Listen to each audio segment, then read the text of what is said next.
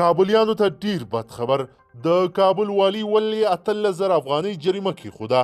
ولې کابل کې دومره سختي راغله؟ دلته په ویډیو کې له موږ سره وګورئ. درنو لیدونکو السلام علیکم، وخت مو په خیر. په افغانستان او بیا ځانګړې توګه پلازمینه کابل کې د کورونا د مثبتو پیښو په ډیریدو سره چارواکو سره له ننه په کابل کې ګرځبندیز لا پسې سخت کړی ده.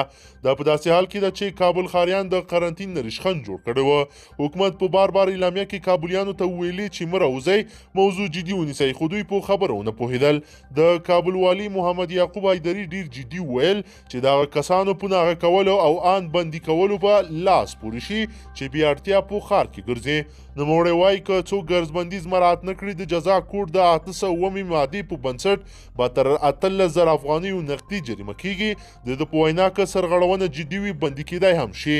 د کابل والي وایي یو شمېر ځوانان او نور هیوادوال ډیره بې پروایي کوي او زموږ خبرې ورته ټوکې ښکاري. ځي راځي او محفلونه جوړوي، ان ځینو ځایونو کې خپلو کورونو کې د ودونو محفلونه جوړوي. دا خو عادي خبرې یا ټوکې نه دي.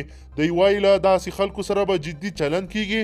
د نوموړي په وینا د افغانستان د جزا کوډ 809 مادې حکم کوي هغه شخص چې اوبو، خاوره، هوا یا ځمکه کې د مضره یا ککړونکي توکي په هغه اندازه چې د هغو فزیکي، کیمیاوي یا بیولوژیکي کیفیت په داسې توګه وي چې انسان یا نورو ژوندیو موجوداتو، بوټو یا ودانیو ته مضر وي، خپاره یا ګډ کړي د ژوند چاپیریالیزم جرم مرتکب ګڼل کیږي چې په متوسط حبس محکومیږي. د جزا په کوډ کې متوسط حبس هغه ته وایي چې کس له 1 کال نه تر 15 کلونو پورې بندي شي. د کابل والي وایي د خلکو سرغړونې ته په کتو به د اړتیا په صورت کې پرې د همدې مادې حکم پلي کوي. د کابل والي وایي ټیکسي چلوونکي ته یې سپارښتنه کړې چې یوازې 3 کسان په ګاډي کې ولېږدوي، خو زیاتوي که له دې سرغړونې وشي ډریوران به هم جریمه کیږي، لایسنس به ترې اخیستل کیږي او موټر به یې هم درول کیږي.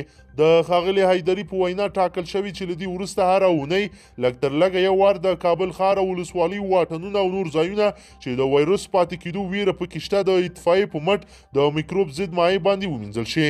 په پلازمینه کې محدودیتونه جدي کولو پریکړه له هغې وروسته راځي چې په کابل کې د کورونا مثبتې پیښې په وروستیو کې لا پسې زیاتې شوې دي. د افغانستان د عامې روغتیا وزارت وایي په تېرو 24 ساعتونو کې 28 کسان په دې وایرس اخته شوي دي. د عامې روغتیا وزارت وایي د کابل کې 10، کندهار کې 8، پکتیکا کې 3، بلخ کې 2، سمنګان کې 2 او کاپیسا، تخار او زابل کې یوه پیښه ثبت شوې ده. له دې سره په ټول هیواد کې پر کورونا د اخته کسانو شمېر 320 ته ورسېد. درنو لیدونکو که چیرې غواړئ چې ورته تازه او مهمو پیښو څخه ځان ډیر ژر او په لنډو کې خبر کړئ، زموږ چینل سره سبسکرایب کړئ او ویډیو د سره حتما لایک کړئ. تر بل ویډیو مو په لوی رب سپارمه.